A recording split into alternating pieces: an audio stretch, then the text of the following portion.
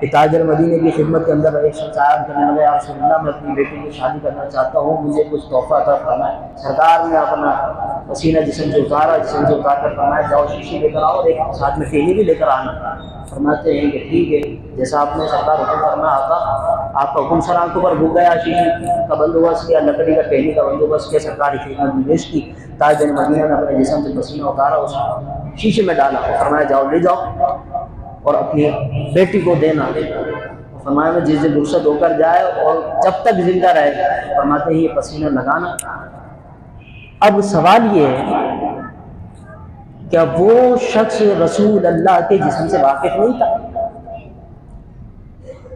कि हुजूर अपना पसीना दे, पसीना मुझे भी आ रहा है, पसीना सरकार को भी आ रहा है, लेकिन नहीं, उन्होंने इस बात को डिफाइन किया, फर्क किया और ये बताया उम्मत मुस्लिमों को, देखो पसीने तो मैं भी उतार सकता था, लेकिन अल्लाह ने जो मुस्तफ़ा के पसीने में कमाल रखा वो हमारे पसीने में कमाल नहीं रखा। अल्लाह ने जो हुजूर के पसीने में अल्लाह ने कमाल रखा है, जमाल रखा है और शिफा रखी है, वो हमारे पसीनों में नहीं है। सरकार ने अपना पसीना उतार कर उस शीशी में डाला, फरमाया जाओ ले जाओ और उसको दो और कहना कि ये लगाए। वो लेकर आए, अपनी बेटी को दी, फरमाया बेटा ये हुजूर ने दी है। अच्छा हुजूर ने दी, और उस बेटी ने लगाया, अपने जिस्म पर लगा, अपने जिस्म पर मल कर मजमा कसीर में आए, कभी मदीने की गलियों में आए, कभी यहाँ गई कभी वहाँ गई। लोग खुशबू सूंघते और कहते क्या बात है, कहाँ से इतनी खुशबू आ रही है, कहाँ से इतनी खुशबू आ रही है।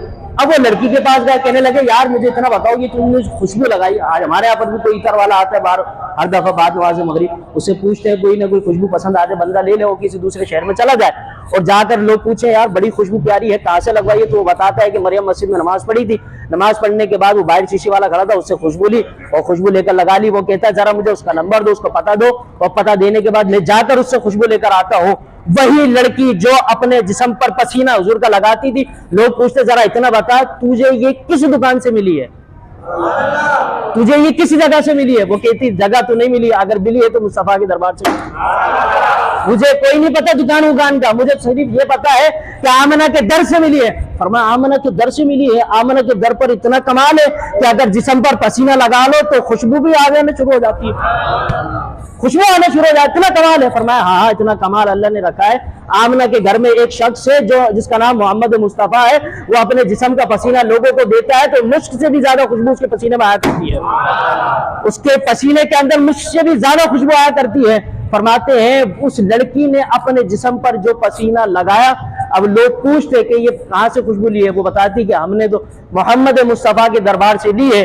वो फरमाते हैं कि जिस घर में जाती है और जिस घर में रहती उसका नाम यानी खुशबू वाला घर, और लोग हुजूर के पसीने को चेक करते और देखते, सूंघते, देखते और जान लेते हाँ हाँ ताजर मदीना का इस तरफ से रुक हुआ है, हुजूर गुजरे हैं तो इस तरफ से गुजरे। इस अंदाज में सरकार को तलाश किया करते। फरमाते हैं हम तो सिर्फ ये नहीं देखते थे हुजूर का चेहरा होगा तो पता चलेगा सरकार यहाँ गए हैं, हुजूर की पीठ देखेंगे तो पता चलेगा कि हुजूर खड़े हैं, हुजूर का आगे का हिस्सा देखेंगे तो पता चलेगा कि हुजूर खड़े। नहीं नहीं, साहबा कहते हम तो सिर्फ ये जानते थे कि जहां से खुशबू मुझसे भी ज्यादा आया करती थी, हम जान लेते कि मुस्तफा इधर से गुजरे हैं। हाय हाय हाय, ये कमाल अल्लाह ने रखा था। वो फरमाते हैं साहबा जब भी कोई परेशानी आ जाती ना तो हम सिर्फ दरे मुस्तफा पर आते और अपनी परेशानी की हाजत रवाई कर लेते। जब भी कोई मुश्किल आती, कोई भी परेशानी होती, सरकार के दर पर आकर अपनी मुश्किलों का हल करते। आज भी हुजूर के उम्मती, गुनाहगार उम्मती हम लोग जब भी कोई परेशानी आ जाती है हुजूर की बारगाह में अर्ज करते हैं, मौला हमारी तो सुनता है लेकिन देर से सुनता है, आका आपकी बारगाह में इसलिए पेश की है कि अल्लाह तो हर वक्त आपकी सुनता है, अल्लाह तो आपकी हर वक्त सुनता है। फरमाया सबसे औला वाला हमारा नबी, सबसे बाला वाला हमारा नबी। अल्लाह की बारगाह में दुआ करते हैं रब ताला समझने की, अमल करने की तौफीक अता फरमाए। हम अलैना इल्ला